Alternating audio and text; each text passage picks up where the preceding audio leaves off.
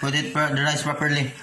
Never. I can do this. You can do it, but you're not watching the rice. You're watching the TV. You eat properly. You eat properly.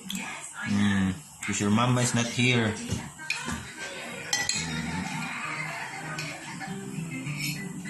You watch the rice. You're not watching. Watch the rice while eating. Not so fast. Not so fast. You might choke. Not so fast. Finish the rice in your mouth first.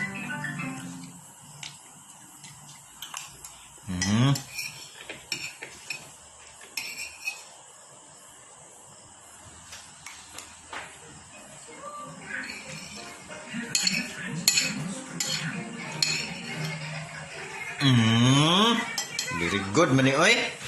Your bird is very good. Kiss uncle, only two. Kiss only two. Don't move.